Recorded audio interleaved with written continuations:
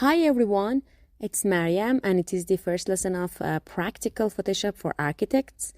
Okay, in this lesson we are going to learn about the Photoshop interface, and it will help you learn everything else in the Photoshop more quickly because you will understand how tools, panels and menus work. Okay, let's meet the workspace.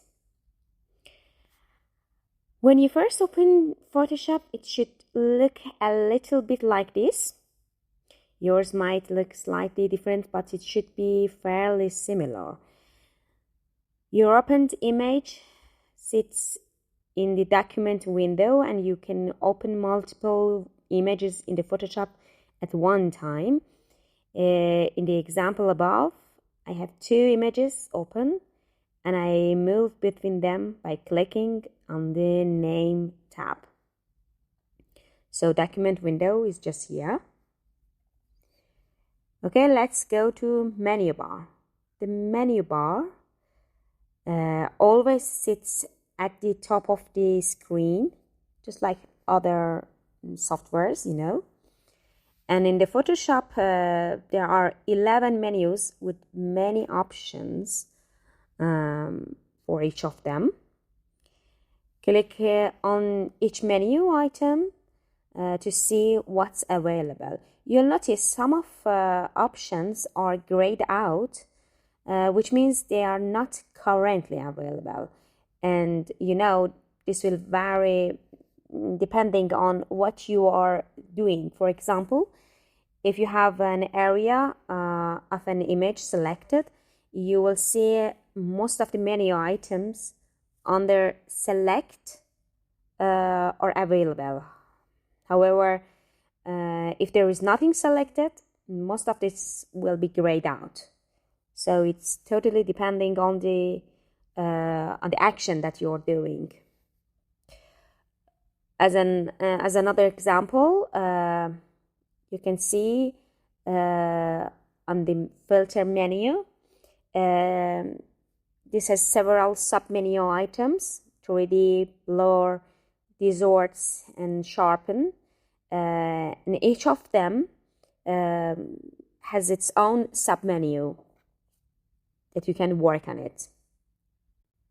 Okay, and the next bar is Tool Options bar. And this bar gives us options or settings that we can apply to the tools that we are currently using.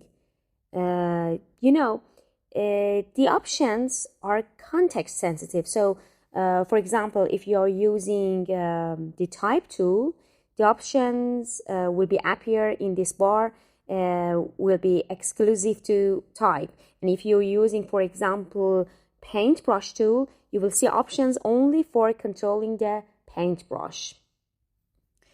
Okay, let's go to the next toolbar, and it is Photoshop toolbar.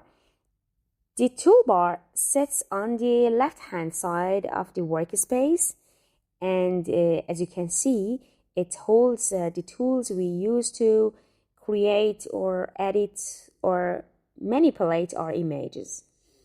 We can move it freely around and can view it as a long or wide, toolbar. So it is, it is a toolbar that you can personalize it in your workspace. Okay, the next item is Photoshop panels. Panels sit on the right-hand side of the screen, and like the toolbar, they can be grayed out and moved freely around the workspace. So, they provide lots of extra functionality. And, as you can see, there are icons of collapsed panels on the left side, and there are panel groups on the right side. And it can be easily personalized for you. So, okay, it was an overview about the Photoshop Workspace, and in the next lessons, we will learn more details about each parts.